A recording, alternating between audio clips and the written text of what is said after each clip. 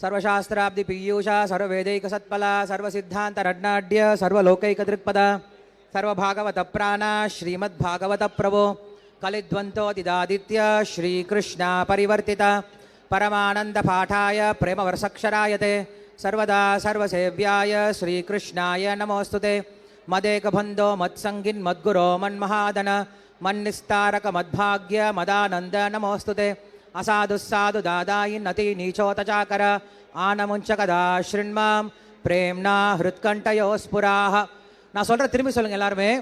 ஓம் நமோ பகவதே வாசுதேவாய.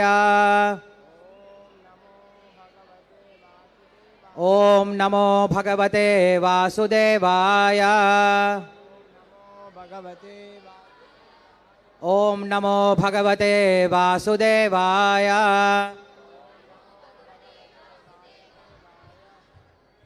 नमो ओम विष्णुपादाय कृष्ण प्रेष्ठाय भूतले शिवते भक्ति वेदांत स्वामी नामिने नमस्ते सारस्वती देवे गौरवाणी प्रचारिणे निर्विशेष शून्यवादी पाश्चात देशतारिणे जय श्री कृष्ण चैतन्य प्रभु नित्यानंद श्री अद्वैत गदाधर श्रीवासादि गौरभक्त वृंद हरे कृष्ण कृष्ण कृष्ण हरे हरे हरे राम राम राम हरे हरे.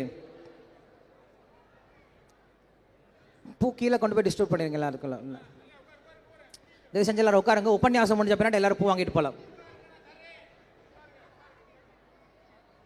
ஒரு 15 நிமிஷம் தான் உபன்யாசம் இருக்கும். எல்லாரும் அமைதியாக உட்காந்து கேளுங்க. இன்னைக்கு கிருஷ்ணருடைய அவதார திருநாள், ஸ்ரீகிருஷ்ண ஜென்மாஷ்டமி அப்படின்னு அர்த்தம். கிருஷ்ணன் நம்மை போல பிறப்பது கிடையாது, கிருஷ்ணர் அவதரிக்கிறார் அப்படின்னு சொல்லி சொல்றாங்க. அஜாயமானஹா பகுதா விஜாயதே அப்படின்ட்டு வேதங்கள் ஓது. பிறப்பற்றவன் மீண்டும் மீண்டும் பிறக்கிறான் அப்படின்னு சொல்லி சொல்றாங்க. பகவான் இந்த உலகத்தில் பிறப்பதற்கு இல்லை, இந்த பகவான் இந்த உலகத்தில் தோன்றுவதற்கு என்ன காரணம் அப்படின்னு கேட்கும் பொழுது கிருஷ்ணர் சொல்றாரு, பரித்ராணாய சாதுனாம் விநாசாய துஷ்கிருதாம் தர்ம சம்ஸ்தாபனார்த்தாய சம்பவாமி யுகே யுகேன்னு சொல்லி சொல்றார். நான் தர்மத்தை ஸ்தாபனம் செய்வதற்காக ஒவ்வொரு பிறவி தோறும் வரேன்னு சொல்லி சொல்றார், ஒவ்வொரு யுகம் தோறும் வரேன்னு சொல்லி சொல்றார். ஸோ தர்மஸ்தாபனம் அப்படின்னா என்னது?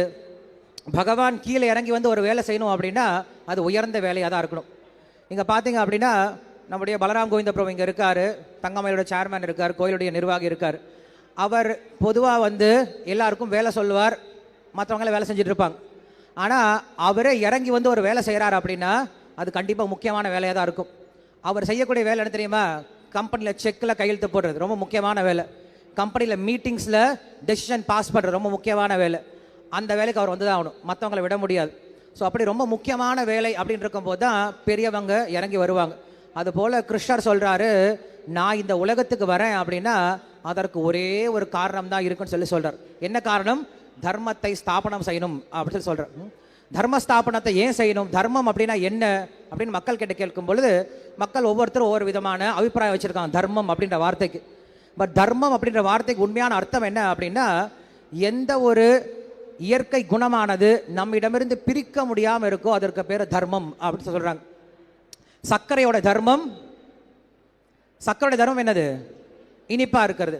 மிளகாவுடைய தர்மம் காரமா இருக்குது. நெருப்புடைய தர்மம் சுடா இருக்கிறது இல்லையா? வாட்சோடைய தர்மம் நேரத்தை காட்டக்கூடியது இல்லையா? அப்ப இந்த உலகத்துல பார்த்தோம் அப்படின்னா எல்லா பொருளுக்கும் என்ன இருக்கு? ஒரு தர்மம் இருக்கு. தர்மம் அப்படின்னா ஒவ்வொரு பொருளுடைய நிரந்தர தன்மை தான் என்ன சொல்றோம்? தர்மம் அப்படின்னு சொல்றோம். அப்ப அதர்மம்னா என்னது? அதற்கு அப்படி ஆப்போசிட் தான் அதர்மம். எந்த ஒரு பொருளுடைய செயற்கை தன்மையோ அது அதர்மம் அப்படின்னு சொல்றோம். அப்ப கிருஷ்ணர் சொல்றாரு, நாம் நம்முடைய தர்மத்தை செய்யணும் அப்படின்னு சொல்றாரு. தர்மோ ரக்ஷதி ரக்ஷதா அப்படின்னு சாஸ்திரம் சொல்லுது. நாம் எல்லாரும் தர்மத்தில் இருந்தோம் அப்படின்னா சந்தோஷமா இருக்கலாம் அப்படின்னு சாஸ்திரம் சொல்லுது. உதாரணம் சொல்லணும் அப்படின்னா மீன் இருக்கு. மீனுடைய தர்மம் என்னது? மீனுடைய தர்மம் என்னது? தண்ணிக்குள்ளேயே இருக்கிறது இல்லையா? அந்த மீனை நீங்க என்ன பண்றீங்க? தண்ணியிலிருந்து வெளியில் எடுத்துடுறீங்க. வெளியில் எடுத்துட்டு அந்த மீனுக்கு தேவையானதெல்லாம் கொடுத்து பாருங்க, மீன் சந்தோஷமா இருக்குமா? பெரிய பங்களா கொடுங்க, பெரிய கார் கொடுங்க, நிறைய பணம் கொடுங்க, அவங்களுக்கு தேவையான சொந்தங்கள்லாம் கொடுங்க, மீன் சந்தோஷமா இருக்குமா இருக்காதா? சத்தமா இருக்காது. ஏன்? நீங்க தான் மீனுக்கெல்லாம் கொடுக்குறீங்கல்ல, ஏன் சந்தோஷமா இல்லை? ஏன்னா மீனுடைய இயற்கை தன்மை என்னது? தண்ணிக்குள்ள இருக்கிறது இல்லையா? மீன் தண்ணியில போயிடுச்சு அப்படின்னா நீங்க ஒண்ணுமே தர வேண்டாம், மீன் இயற்கையாகவே சந்தோஷமா இருக்கும். மீனுக்கு சந்தோஷத்தை நீங்க கொடுக்க தேவையில்லை, மீனுக்கு ஏற்கனவே சந்தோஷம் இருந்துட்டு இருக்கு, தண்ணிக்குள்ள இருந்துட்டு தான் இருக்கு. அதை நீங்க எப்ப பிரிச்சிடுறீங்களோ, தண்ணி கிட்ட இருந்து பிரிச்சிடுறீங்களோ, மீனை எப்ப நீங்க செயற்கை ஒரு முறை கொண்டு வந்துடுறீங்களோ அப்ப அது துக்கம் அடையுது. அது போலதான் கிருஷ்ணர் சொல்றார், தன்னுடைய இயற்கை நிலைமையில் இருந்தா அப்படின்னா சந்தோஷமா இருக்கலாம், தன்னுடைய செயற்கை நிலைமைக்கு போயிட்டா துக்கப்படுறான் அப்படின்னு சொல்றாங்க. சரி, அப்படி இருக்கும்போது நாம் என்ன புரிஞ்சுக்கணும் தெரியுமா? நாம் எல்லாரும் சந்தோஷமா இருக்கும்னு நினைக்கிறோம். ஆமாவா இல்லையா? இங்க இருக்கவங்க எல்லாருமே யாரெல்லாம் துக்கப்படணும்னு நினைக்கிறீங்க? யாருக்கா துக்கம் நினைக்கிறீங்களா? என்ன சார் வாழ்க்கையில கஷ்டமே இல்லாம இருக்கு, வாழ்க்கையை ஒரே சந்தோஷமா போயிட்டு இருக்கு அப்படின்னு சொல்லிட்டு கிடுகிடுன்ட்டு இந்த ஏரி மேலே ஏறி தொப்புன்னு கீழே குதிச்சு காலை உடச்சிக்கிட்டு அப்பா இப்பதான் சந்தோஷமா இருக்கு, துக்கப்படுறேன் இப்பதான் சந்தோஷமா அப்படி யாரும் சொல்லுவீங்களா? யாரும் சொல்ல மாட்டோம். வாழ்க்கையில் நம்ம எல்லாருக்கும் என்ன தேவைப்படுது? ஆனந்தம் தேவைப்படுது, சந்தோஷம் தேவைப்படுது இல்லையா? ஆனா எவ்வளவு தேடியும் கிடைக்கிறது கிடையாது. காரணம் என்ன தெரியுமா? கிருஷ்ணர் சொல்றாரு, நாம் நம்முடைய தர்மத்தை செய்யலை அப்படின்னா சந்தோஷம் வராது அப்படின்னு சொல்றோம். நீங்க எவ்வளோ பெரிய வீடு கட்டி இருந்தாலும், எவ்வளோ பெரிய கார் வாங்கினாலும், உங்களை சுற்றி எவ்வளோ சொத்து இருந்தாலும், உங்களுக்கு எப்போ சந்தோஷம், எப்போ ஆனந்தம் வரும் அப்படின்னா எப்போ உங்கள் தர்மத்தை பண்ணுறீங்களோ அப்போ சந்தோஷம் வரும். இப்போ அடுத்த கேள்வி என்ன அப்படின்னா, என்னுடைய தர்மம் என்னது அப்படின்னு கேள்வி. நான் இப்போ சொன்னேன் இல்லையா, சக்கரோடைய தர்மம் என்னது? சக்கரை தர்மம் என்னது? இனிப்பு. மிளகாவுடைய தர்மம் காரம். நெருப்புடைய தர்மம் என்னது? சுடுறது, வெளிச்சம் தருது. மனிதனுடைய தர்மம் யாருக்கும் தெரியறது கிடையாது. உங்களுக்கு இன்னொரு விதமா கேட்கிறேனே, இப்ப கழுகு இருக்குல்ல, கழுகுன்னு சொன்னா உங்களுக்கு என்ன ஞாபகம் வரும்? கழுகுனுடைய ஸ்பெஷல் குணம் என்னது? தூர பார்வை. குதிரையோட ஸ்பெஷல் குணம் வேகமா ஓடுறது. யானையுடைய ஸ்பெஷல் குணம் பெரிய பலத்தை தூக்குறது இல்லையா? குயிலுடைய ஸ்பெஷல் குணம் பாடுறது. பனிக்கருடைய ஸ்பெஷல் குணம் பனிக்கரடி தூங்கிட்டு இருக்கிறது. மனிதனுடைய ஸ்பெஷல் குணம் இவெல்லாம் சொல்லிட்டு இருந்தீங்க, எல்லாமே சொல்லிட்டு இருந்தீங்க, கரெக்டாக சொல்லிட்டு இருந்தீங்க, இது இதுன்னு சொல்லிட்டீங்க. பட் மனுஷன் எப்படி இருப்பான் அப்படின்னா யாருக்கும் பதில் தெரியவே இல்லை. மனுஷன் எப்படி இருப்பானே தெரியல. அதனால தான் சாஸ்திரம் சொல்லுது, மனிதன் அப்படின்னா மனிதனுக்கு உண்டான தர்மம் என்ன தெரியுமா? தவம் அப்படின்னு சொல்லப்படுது. தவம் அப்படின்னா என்னது? தப ஆலோசனை அப்படின்னு தாத்து. மற்றவங்களுடைய நன்மைக்காக நாம் ஏற்றுக்கொள்ளக்கூடிய சிரமத்தை தான் என்ன சொல்றாங்க? தவம் சொல்லி சொல்றாங்க. அப்ப யாரு மனிதன் அப்படின்னா, யாரு ஒருவன் மற்றவங்க ஆனந்தத்திற்காக, மற்றவங்க சந்தோஷத்திற்காக தான் கஷ்டப்படுறானோ, தான் கஷ்டத்தை ஏத்துக்கிறானோ, அவனுக்கு பேர் என்ன சொல்றாங்க? என்ன சொல்றாங்க? மனுஷன் சொல்றாங்க. என்ன சொல்றாங்க? சத்தமா சொல்லுங்க. மனிதன். அப்ப மனிதனை எப்படி இருக்கணுமா? மற்றவங்களுடைய நன்மைக்காக உழைப்பவன் தான் என்ன சொல்றாங்க? மனிதன் அப்படின்னு சொல்றாங்க. நாம் அப்படி வாழ்றோமா அப்படின்னு யோசிச்சு பார்த்தோன்னா கண்டிப்பா கிடையாது. நம்முடைய சந்தோஷத்துக்காக வாழ்றோம், மற்றவங்க கெடுதலுக்காக வாழ்ந்துட்டு இருக்கோம். இது மனிதனுடைய இயற்கை தன்மை. என்ன அப்படின்னா மற்றவங்க ஆனந்தத்திற்காக செயல்படணும், அது நம்ம தர்மம் சொல்லி சொல்றாங்க. ஆனா இன்னொரு விஷயம் இருக்கு. ஆத்மான்னு உள்ள ஒன்று இருக்கு. இந்த ஆத்மாவுக்குன்னு ஒரு தர்மம் இருக்கு. ஆத்மாவுடைய தர்மம் என்ன அப்படின்னா பகவானுடைய அம்சம் அப்படின்னு சொல்றாங்க. இந்த ஆத்மா என்னவா? பகவானுடைய அம்சம் அப்படின்றாங்க. அம்சம்னா என்னது? அம்சம்னா என்னன்னா, இந்த உடல் இருக்கு, இந்த உடல்ல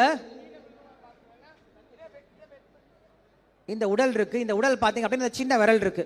இந்த சின்ன விரல் அப்படிங்கிறது இந்த உடம்புடைய என்னது? ஒரு அம்சம். இந்த உடல், இந்த விரல் இதனுடைய அம்சம். நல்லா யோசிச்சு வச்சுக்கோங்க. இதே போலதான் கிருஷ்ணரும் நாமளும். கிருஷ்ணர் இந்த உடலை போல, நாம் இந்த விரலை போல, கிருஷ்ணருடைய விரலை போல. புரியுதா உங்களுக்கு? இப்ப இந்த விரல் என்ன பண்ணணும்? இந்த விரல் ரெண்டு காரியம் பண்ணணும். இந்த விரல் ரெண்டு காரியம் பண்ணும். இந்த விரலுடைய தர்மம், ரெண்டு தர்மம் இருக்கு. என்னென்ன தர்மம் இருக்கும்? இந்த விரல் ரெண்டு விஷயம் பண்ணுமா. இதுதான் இந்த விரலுடைய தர்மம். என்ன தெரியுமா பண்ணும்? முதல் விஷயம், இந்த விரல் இந்த உடம்போட ஒட்டிட்டு இருக்கணும், முதல் தர்மம். ரெண்டாவது தர்மம், இந்த விரல் இந்த உடம்புக்கு சேவை பண்ணும். ரெண்டே விஷயம்தான். இதுதான் அம்சம் அப்படின்னு சொல்லி சொல்றோம். ஸோ அம்சம் அப்படின்னு என்ன பண்ணும்? அம்சியோட சேர்ந்திருக்கணும், இந்த அம்சிக்கு சேவை பண்ணும், அவ்வளவுதான். அது போல ஆத்மாவாகிய நாம் என்ன செய்யணுமா தெரியுமோ? ரெண்டு விஷயம் செய்யணுமா. இந்த ஆத்மா பரமாத்மாவுடைய தொடர்பில் இருக்கணும், பரமாத்மாவிற்கு சேவை செய்யணும். ரெண்டே விஷயம்தான். இதுதான் ஆத்ம தர்மம் அப்படின்னு சொல்றாங்க. இந்த ஆத்ம தர்மத்தை யாரு செய்யறாங்களோ அவன் சந்தோஷமா இருக்கலாம் அப்படின்னு கிருஷ்ணர் சொல்றார். இந்த ஆத்ம தர்மத்தை சொல்லி கொடுக்க தான் கிருஷ்ணர் இந்த உலகத்துல அவதாரம் எடுத்து வர்றார். கிருஷ்ணர் இந்த உலகத்துக்கு வரதுக்கு ஒரே ஒரு காரணம் என்னன்னா, இந்த ஒரே ஒரு காரணம் தான். என்னது? நாம் எல்லாருக்கும் நம்முடைய உண்மையான தர்மம் என்ன அப்படிங்கிற சொல்லி கொடுத்து நம்மை ஆனந்தப்படுத்தணும் அப்படிங்கிறதுக்கு தான். இங்க பாத்தீங்க அப்படின்னா பின்னாடி 5 கோயில்கள் இருக்கு. ஒவ்வொரு கோயிலுக்கும் ஒவ்வொரு கோயிலுக்கு பின்னாடி நிறைய வரலாறு இருக்கு. நான் ஒரே ஒரு கதை மட்டும் சொல்றேன். நடுவில் பார்த்தீங்கன்னா யார் இருக்காங்கங்க? இந்த 5 கோயில் நடுவில் யார் இருக்கிறது? நடுவில் இருக்கக்கூடிய கிருஷ்ணர் பேர் என்னது? உடுப்பி கிருஷ்ணர் இல்லையா? சரி, உடுப்பி கிருஷ்ணர். அவர் பக்கத்தில் இருக்கிறது அயோத்தியா. அவர் பக்கத்தில் இருக்கிறது பண்டரிபுரம் விட்டல் ருக்மிணி அப்படின்ட்டு. விட்டல் ருக்மிணி எப்படி நின்று இருக்காங்க? கையில் இடுப்பில் கை வச்சு நின்று இருக்காங்க. அப்படின்னு என்ன தெரியுமா அர்த்தம்? பொதுவாக இப்படி இடுப்பில் கை வச்சுட்டு யார் தெரியுமா நின்று இருப்பாங்க? யாருக்காவது வெயிட் பண்ணிட்டு தான் நின்று இருப்பாங்க. ஸோ அங்கே என்ன பண்ணுறாங்களா, விட்டலும் ருக்மிணியும் நாம் எல்லாரும் எப்படா வருவன்னு காத்துட்டு இருக்காங்களாம். இந்த மாதிரி ஒரு கதை ஏற்பட்டது. விட்டல் அவருடைய பாண்டுரங்கனுடைய பெரிய பக்தர் யார் தெரியுமா? ஒரு பெரிய பக்தர் இருந்தார். யார் அது? துக்காரா அப்படின்னு அவருக்கு பேர். என்ன பேரு? எல்லாருமே சொல்லுங்க. துக்காராம் அப்படின்னு பேர். அந்த துக்காராம் வந்து பகவானுடைய மிக உயர்ந்த பக்தர். ஒரு நாள் என்ன பண்றார்? கிருஷ்ணர் விட்டல் துக்காராமுடைய கனவுல வரார். வந்து சொல்றார், ஹே துக்காராம், இந்த ஏகாதசிக்கு உனக்கு நான் மோட்சம் கொடுக்க போறேன் அப்படின்னு சொல்லி சொல்றார். என்ன சொல்றாரு? ஏகாதசிக்கு என்ன கொடுக்க போறாரு? மோட்சம் கொடுக்க போறேன்னு சொல்லி சொல்றார். இப்ப கிருஷ்ணர் இங்க நின்றுட்டு இருக்காருல்ல, சிலையா நின்றுட்டு இருக்காருல்ல, நம்ம எல்லாம் வந்து நமஸ்காரம் பண்ணிட்டு போறோம். திடீர்னு நீங்க இங்க வரும்போது கிருஷ்ணன் கிட்ட பேச ஆரம்பிச்சா என்ன ஆகும்? ஏய் குமார் இங்க வா கூப்பிட்டான்னா, ஐயோ நம்மளது கூப்பிடுறாரு அப்படின்னு பயப்பட ஆரம்பிச்சிடும் இல்லையா? ஏய் லக்ஷ்மி இங்க வா, ஐயோ கிருஷ்ணர் நம்மளை கூப்பிட, என்ன எதுக்காக கூப்பிட்றாரு தெரியலையே, பயப்பட ஆரம்பிச்சிடும். கிருஷ்ணர் பின்னாடியே வந்தாருன்னா என்ன ஆகும்? நம்ம பின்னாடியே நம்ம குடுகுடுன்னு ஓடியே போயிடும். ஐயோ கிருஷ்ணரடா பின்னாடியே வரணும், ஓடியே போயிடும், குடுகுன்னு ஓடி போயிடும். நம்மளுக்கு பயம், கிருஷ்ணரை பார்த்தா பயம். ஆனால் துக்காராமுக்கு பயம் கிடையாது. ஒருவர் என்ன பண்றார்? துக்காராம் கனவுல விட்டல் வரார். வந்து சொல்றார், இந்த ஏகாதசிக்கு உங்க எல்லாருக்கும் நான் மோட்சம் கொடுக்க போறேன்னு. துக்காராம் சொல்றார், உனக்கு நான் மோட்சம் கொடுக்க போறேன்னு சொல்லி சொல்றார். துக்காராம் பெருசாக ஆனந்தம் அடையல. ஏன்னா அவர் ஏற்கனவே மோட்சம் அடைஞ்ச நிலையில தான் இருக்கார். அவருக்கு பெரிய ஆனந்தம் கிடையாது. அப்புறம் கிருஷ்ணர் சொல்றாரு, இன்னொரு ஸ்பெஷல் ஆஃபர் கொடுக்குறேன்னு சொல்லி சொல்றார். என்ன ஸ்பெஷல் ஆஃபர்? நீ யாருக்கெல்லாம் விருப்பப்படுறியோ எல்லாரும் என்ன பண்ணலாம், நீ மோட்சத்துக்கு உன்னோட சேர்ந்து கூட்டிட்டு வரலான்னு சொல்லி சொல்றார். துக்காராமுக்கு ஒரே சந்தோஷம். ஏன்னா என்ன பண்ணலாம்னு நினைச்சார் அவர்? காலையில் எந்திரிச்ச உடனே அங்க பண்டர்பூர்ல இருக்கவங்க எல்லாத்தையும் என்ன பண்ணலாம், மோட்சத்துக்கு கூட்டிட்டு போயலாம் நினைச்சார். காலையில் எந்திரிச்சார். எந்திரிச்ச உடனே நேராக தன்னுடைய மனைவி தான் இருந்தாங்க. போய் மனைவி கிட்ட சொல்லார், ஹே நாளைக்கு இந்த ஏகாதசிக்கு துக்காராம் விட்டல் சொல்லியிருக்காரு நமக்கு மோட்சம் கொடுக்க போறாராம், தயாராரு. நம்ம இந்த ஏகாதசிக்கு எங்க போக போறோம்? நம்ம எங்க போக போறோம்? நம்ம பகவான் கிட்ட மோட்சம் போக போறோம்னு சொல்லி சொல்றான். அந்த அம்மா கத்த ஆரம்பிச்சா, யோ உனக்கு வேற வேலை இல்லையே, எப்ப பார்த்தாலும் மோட்ச துக்காராம் ஹரிநாம ஜபம் முக்தி. நான் யார் குழந்தைய பார்த்துக்கிறது, யார் வீட்டை பார்த்துக்கிறது, யார் எருமாடை பார்த்துக்கிறது, யார் எருமாடுக்கு சாணி மாறுறது, பால் எடுக்கிறது, இதெல்லாம் யார் பண்றது, போயா அப்படின்னு சொல்லி திட்டி அமைச்சிட்டாங்க. ரொம்ப துக்கமாயிடுச்சு. அதுக்கு வெளில போறார். வெளில போய் முதல்ல ஒரு நபரை பார்த்தார், ஒரு இளைஞனை பார்த்தார். அவர்கிட்ட சொல்றார், ஹே இந்த ஏகாதசிக்கு நமக்கு விட்டல் பாண்டுரங்கன் வந்து மோட்சம் கொடுக்க போறார், வந்துரு அப்படின்னு சொல்லி சொல்றார். அவர் சொல்றாரு, சுவாமி இப்போதான் நான் வந்து கல்யாணம் நடக்க போது, எனக்கு நான் ஒரு கல்யாணத்தை செஞ்சு குழந்தைய பெற்று எங்கள் வீட்டில் கொடுத்துட்டு ஒரு வாரிசை கொடுத்துட்டு நான் அதுக்கப்புறம் வந்துடுறேன் அப்படின்னு சொல்லி சொல்கிறேன். சரி பரவாயில்லன்னு சொல்லிட்டு போகிறார். அடுத்து ஒரு இடத்துக்கு போகிறார். ஒரு 40 வயசு நபரை பார்க்குறார். அவர்கிட்ட கேட்குறார், ஸ்ரீதர் இந்த ஏகாதசிக்கு நம்ம விட்டல் நம்மளுக்கு மோட்சம் கொடுக்க போகிறார், வந்துட்டு போயிடலாம் அப்படின்னு சொல்லி சொல்கிறார். அவர் சொல்கிறாரு, எனக்கு இப்போ தான் குழந்தை பிறந்திருக்கு, அந்த குழந்தைக்கு ஒன்றுமே தெரிய மாட்டேங்குது, அவனுக்கு ஒரு படிப்பை சொல்லி கொடுத்து ஒரு வேலையை வாங்கி கொடுத்துட்டேன் அப்படின்னா அதுக்கப்புறம் நான் ஃப்ரீ ஆகிடுவேன், அதுக்கப்புறம் பாண்டரங்க கூட நான் வந்துடுறேன், எனக்கு ஒன்றும் வேற இன்னும் வேலை இல்லைங்க, பாண்டரங்க கிட்ட போகிறதா எனக்கு வேலை, எனக்கு வேற என்ன வேலை இருக்குது அப்படின்னு அவரு சொல்லிட்டார். முடியல. அங்கேருந்து அடுத்தது போகிறார். அடுத்தது போனால் 60 வயசு. அவர் 60 வயசு ஒருத்தர் இருந்தார், தாத்தா. அட்ட கேட்குறார், ஹே இந்த ஏகாதசிக்கு நம்ம மோட்சம் போயிடலாம், ரெடியாரு அப்படின்னு சொல்லி சொல்கிறார். தாத்தா சொன்னார், இப்போ தான் வந்து என்னுடைய பையனுக்கு கல்யாணம் ஆயிருக்கு, குழந்தை பிறந்திருக்கு, இவங்களுக்கு யாரும் குழந்தைய வளர்க்கவே தெரியல, சின்ன குழந்தைய எப்படி வளர்க்கணும்னு தெரியல, நான் என்ன பண்ணுறேன், என் பேர குழந்தைய கொஞ்சம் நல்லா வளர்த்துட்டு அதுக்கப்புறம் நான் மோட்சத்துக்கு வந்துடுறேனே அப்படின்னு சொல்லி சொல்கிறேன். ஒத்துக்கிற மாதிரி தெரியல. நடந்து போகிறார். 80 வயசு தாத்தா அப்படியே கூடி குடிக்க அப்படியே தள்ளாடிட்டு இருக்கார். அவர்கிட்ட கேட்குறார், ஹே இந்த ஏகாதசிக்கு நான் மோட்சம் போயிடலாம், வந்துடு, ஏன் இந்த உலகத்தில் கஷ்டப்பட்டு இருக்க, புனரப்பி ஜனனம் புனரப்பி மரணம் புனரப்பி ஜனரி ஜடரே சயனம் இஹ சம்சாரே பகவதுத்சாரே கிருபயா பாஹே பாஹிமுராரே பஜகோவிந்தம் பஜகோவிந்தம் பஜகோவிந்தம் மூடமதே, ஏன் கஷ்டப்பட்டு இருக்கு இந்த உலகத்தில், வா போயிடலான்னு சொல்லி சொல்கிறார். அந்த தாத்தா சொன்னார், இல்லை என் பேரை இப்போ தான் வளர்ந்துருக்கான், அவனுக்கு கண்ணார கல்யாணத்தை பார்த்துட்டேன் அப்படின்னா இந்த கட்டை வெந்து போயிடும், நான் அதுக்கப்புறம் வந்துடுறேனே அப்படின்னு 80 வயசு தாத்தா சொன்னார். வர மாதிரி தெரியல. அதுக்கப்புறம் விட்டார். இவர் துக்காராம் என்ன பண்ணார், ரொம்ப வருத்தத்தோட கோயிலுக்கே போயிட்டார். கோயிலுக்கு போய் பூஜாரியை பிடிச்சிட்டார். பூஜாரியை பிடிச்சிட்டு அவர்கிட்ட கேட்குறார், ஹே பூஜாரிஜி, சொல்லுங்க துக்காராம், உங்களுடைய எல்லா பிரார்த்தனைக்கும் பலன் கிடைச்சிருச்சு.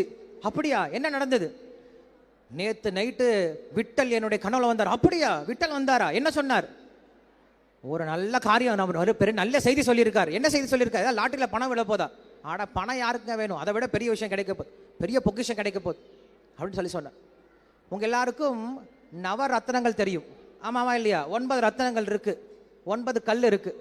ஆனா இன்னொரு ரத்னம் இருக்கான், இன்னொரு கல் இருக்கான். அந்த கல்லுக்கு பேர் என்ன தெரியுமா? சிந்தாமணி கல் அப்படின்னு பேர். என்ன கல்? சிந்தாமணி கல் அப்படின்னு கல். அந்த கல் என்ன தெரியுமா பண்ணும்? வைரத்தை வித்தா இவ்வளவு பணம் கிடைக்கும், கோமேதகத்தை வித்தா இவ்வளவு பணம் கிடைக்கும், ரத்னத்தை வித்தா இவ்வளவு பணம் கிடைக்கும், முத்த வித்தா இவ்வளவு பணம் கிடைக்கும். ஆனா சிந்தாமணி என்ன தெரியுமா பண்ணும்? சிந்தாமணி அப்படின்னு அதுக்கு பேரு. சிந்தைனா என்னது? நம்மள யோசனை இல்லையா? சிந்தாமணி கல் உங்ககிட்ட இருந்துச்சுன்னா நீங்க என்ன நினைச்சாலும் கிடைச்சிருமா, அதான் சிந்தாமணி கல். அவ்வளோ அழகான கல்லாம். அதனால சொல்றாரு, அந்த சிந்தாமணி கல் அங்க இருக்கிற வைகுண்டத்தில் இருக்கு, அந்த இடத்துக்கு பகவான் நம்மளை கூட்டிட்டு போக போறார். இந்த ஏகாதசி நம்மளை மோட்சம் கூட்டிட்டு போக போறார், தயாரா நம்ம போலாம் அப்படின்னு சொல்றார். பூஜாரி கொஞ்சம் தலையை சொரிஞ்சார். ஏகாதசியா? இந்த ஏகாதசியா?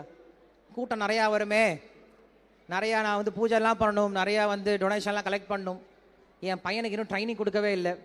என் பையனுக்கு ட்ரைனிங் கொடுத்துட்டு அவனை பூஜாரி ஆக்கிட்டு அடுத்த ஏகாதசி நான் வந்துடுறேன், இந்த ஏகாதசி நீங்க போங்க, அடுத்த ஏகாதசி நான் வந்துடுறேன் அப்படின்றார். ஒத்துக்கல. ஏகாதசி வந்துடுச்சு. துக்காராம் என்ன பண்ணார்? உட்காந்து பாட ஆரம்பிக்கிறார். ரொம்ப வருத்தத்தோட பாட ஆரம்பிக்கிறார். என்ன பாடுறார் அப்படின்னா, இந்த மாதிரி மனிதர்கள் இந்த உலகத்துல எவ்வளோ கஷ்டப்பட்டாலும் இந்த உலகத்தை விட்டு வெளியில போகணும், முக்தி அடையணும் அப்படின்ற ஆசையே இல்லாமல் இருக்காங்களே. இந்த மனித பிறருடைய நோக்கமே என்ன அப்படின்னா, நமக்கு திருவள்ளுவர் சொல்றார், பிறவி பெருங்கடல் நீந்துவர் நீந்தாதார் இறைவனுடைய சேராதான்னு சொல்லி சொல்றார். ஸோ மனித வாழ்க்கையோட குறிக்கோள் என்ன அப்படின்னா, பகவானை அடைவதான அந்த யோசனை கூட இல்லாம மக்கள் வாழ்ந்துட்டு இருக்காங்க. ரொம்ப துக்கப்படுறார், அழுகிறார், பாட்டு பாடுறார், அவங்க பாடிட்டு இருக்கார். அவங்க பாட பாட எல்லாரும் கை தட்டுறாங்க. ஆஹா, துக்காராம் எவ்வளோ அழகா பாடுறா, எவ்வளோ அழகா பாடுறார். துக்காராம் தலையில் அடிச்சுக்கிறார். ஐயோ, நான் பாடுறதுடைய அர்த்தம் தெரியாம இவங்கெல்லாம் ரசிச்சிட்டு இருக்காங்களே, தலையில் அடிச்சுக்கிறார், அழுகிறார். யாரும் கேட்கவே இல்லை. கையை நீட்டி காட்டுறார், என் கையை பிடிச்சிக்கோங்க, நான் உங்களை வைகுண்ட கூட்டிட்டு போறேன், என் கையை மட்டும் பிடிச்சிக்கோன்னு சொல்லி கை நீட்டுறார். யாரும் கை கொடுக்கவே இல்லை. அதுக்கப்புறம் துக்காராம் என்ன பண்ணார் தெரியுமா? கையில தம்பூரா வச்சுட்டு இருப்பார். தம்பூராவை எடுத்து வானத்துல எப்படி மேல வீசி எறிஞ்சார். தம்பூரா மேல எங்க போயிடுச்சு? வைகுண்டம் போயிடுச்சு. தம்பூரா கீழே வரவே இல்லை. எல்லாரும் என்ன பண்ணாங்க? எல்லாம் கைத்தட்ட ஆரம்பிச்சிட்டாங்க, கைத்தட்ட ஆரம்பிச்சிட்டாங்க. துக்காராம் மேஜிக் பண்ண ஆரம்பிச்சிட்டாருன்னு கைத்தட்ட ஆரம்பிச்சிட்டாங்க. இத்தனை நாள் துக்காராம் பாட்டு தான் பாடிட்டு இருந்தார். இப்போ என்ன பண்ண துக்காராம்? மேஜிக் பண்ணிட்டாரு. இப்போ ரொம்ப ஃபேமஸான குருவா மாறி போயிடுவார்.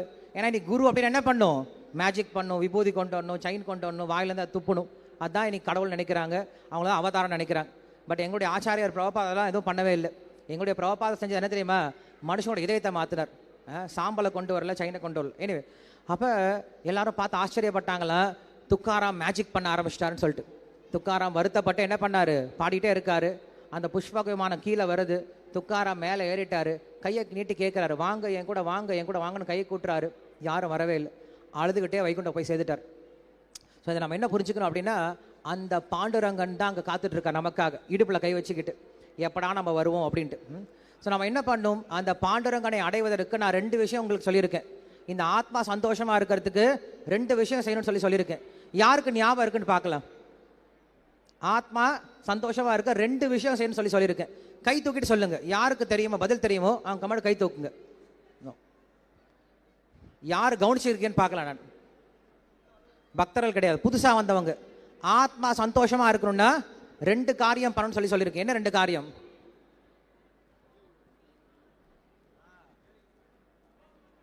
தர்மம். தர்மம்னா என்னது? 2 தர்மம் சொன்னேன் நான். ஆத்ம தர்மம் 2 சொன்னேன். என்ன சொன்னேன்? கடவுளோட சேர்ந்திருக்கணும், கடவுளுக்கு சேவை பண்ணும், அவ்வளோதான். நீங்கள் வேற எதுவும் செய்ய தேவையில்லை. இது 2 செஞ்சீங்கன்னா நீங்கள் எப்படிப்பட்ட சூழ்நிலை இருந்தாலும் சந்தோஷமாக இருக்கலாம், ஆனந்தமாக இருக்கலாம். இதை கற்றுக்கிறதுக்கு நீங்கள் என்ன பண்ணணும்? ரெகுலராக கோயிலுக்கு வரணும். இன்றைக்கி ஒரு நாள் வந்துட்டு போயிட்டீங்கன்னா உங்களுக்கு புரியாது. எங்களுக்கு பக்கத்தில் பார்த்தீங்கன்னா கிருஷ்ண பலராமர் கோயில் இருக்குது, ரொம்ப அழகான கோயில் இருக்குது. தரிசனம் பண்ணிங்களா எல்லாருமே? கிருஷ்ண பலராம் தரிசனம் பண்ணலாம், தரிசனம் பண்ணிக்கோங்க. அந்த கோயிலில் பார்த்தீங்கன்னா ஒவ்வொரு ஞாயிற்றுக்கிழமைகள்லையும் அங்கே நிகழ்ச்சிகள் நடக்கும். காலையில் 8 மணிலேருந்து 9:30 மணி வரைக்கும் பாகவத உபன்யாசம் இருக்கும். அதுக்கப்புறம் எல்லாருக்கும் பிரசாதம் விருந்து இருக்குது. ஒவ்வொரு ஞாயிற்றுக்கிழமையும். அதே போல் சாயந்தரமும் ப்ரோக்ராம் இருக்குது. ஸோ நம்ம என்ன பண்ணலாம், கோயிலுக்கு வரதோடு சேர்ந்து பகவானை பற்றிய விஷயத்தை நம்ம என்ன பண்ணலாம், எல்லாருமே காது கொடுத்து கேட்கலாம், தெரிஞ்சுக்கவும் செய்யலாம். அதனால் இந்த ஜென்மாஷ்டமி திருவிழாவிற்கு வந்திருக்கக்கூடிய எல்லோருக்கும் ரொம்ப ரொம்ப நன்றி. எல்லாருக்கும் இந்த திருவிழா பிடிச்சிருக்கா? சத்தம் போட்டு சொல்லாம பிடிச்சிருக்கா? ஹரே கிருஷ்ணன் சொல்லு சத்தமா.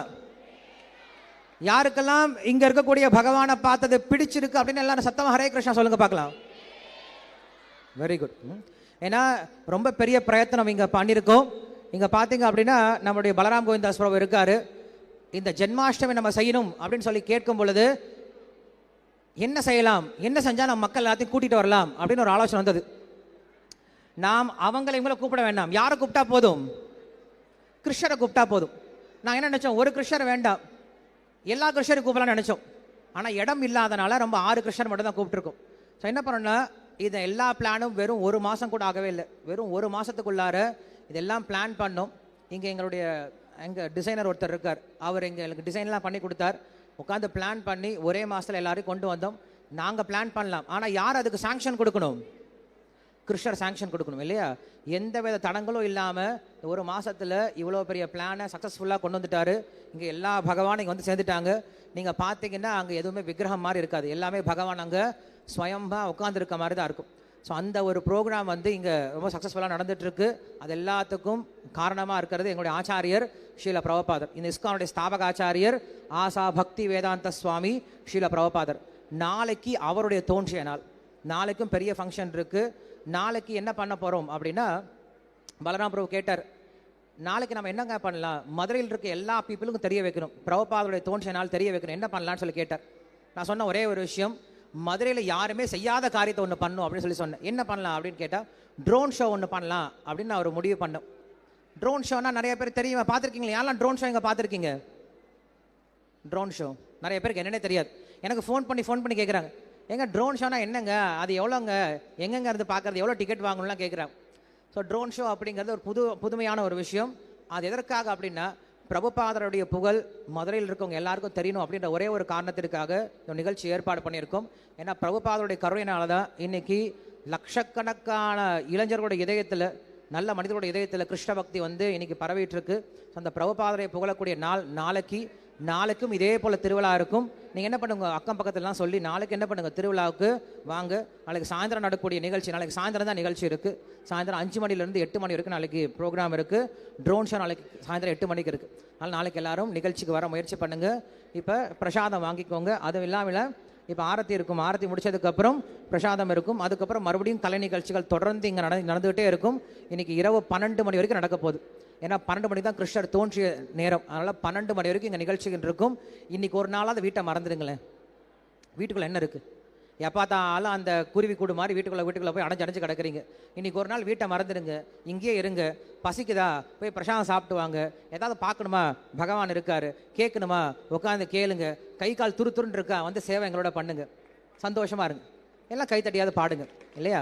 அதனால் இன்னைக்கு ஒரு நாள் நீங்கள் என்ன பண்ணுங்க, கிருஷ்ணரோட சேர்ந்து எங்களோட சேர்ந்து கொண்டாட முயற்சி பண்ணுங்க. ஸ்ரீ கிருஷ்ண பகவானுக்கு, ஸ்ரீல பிரபுபாதுக்கு. நாளைக்கு எல்லாரும் வந்துருங்க. நாளைக்கு தான் ரொம்ப முக்கியம். பிரபுபாதருடைய நாளைக்கு தோன்றிய நாள். இன்னைக்கு அவருடைய கருணை இல்லைன்னா இவ்வளோ பெரிய நிகழ்ச்சி நாங்கள் ஏற்பாடு பண்ண மாட்டோம். இது வந்து வேறு எந்த விதமான நோக்கத்தோடு இந்த நிகழ்ச்சிகள் கிடையாது. இந்த நிகழ்ச்சியோட ஒரே ஒரு நோக்கம், மக்கள் எல்லாருக்கும் கிருஷ்ண பக்தியை கொடுக்கணும் அப்படின்ற ஒரே ஒரு நோக்கத்தோடு தான் இந்த நிகழ்ச்சி ஏற்பாடு பண்ணி கொடுத்துருக்கார். இந்த நிகழ்ச்சிக்கு மிக முக்கியமான காரணமாக இருந்த நம்முடைய பலராம் கோவிந்த பிரபு, தங்கமயிலுடைய சேர்மன், இஸ்கான் திருப்பாலுடைய நிர்வாகி. ஸோ அவரையும் நம்ம என்ன பண்ணலாம், ஒரு முறை ஹரே கிருஷ்ண மந்திரம் சொல்லி அவரையும் வாழ்த்திடலாம். ஹரே கிருஷ்ணா ஹரே கிருஷ்ணா கிருஷ்ண கிருஷ்ண ஹரே ஹரே ஹரே ராம ஹரே ராம ராம ராம ஹரே ஹரே. எல்லாருக்கும் ரொம்ப நன்றி. இப்போ ஆரத்தி இருக்கும். ஆரத்தி முடிச்சதுக்கப்புறம் இங்கே அடுத்த நிகழ்ச்சிகள் நடந்துகிட்டே இருக்கும், தொடர்ந்து நடந்துட்டு இருக்கும்.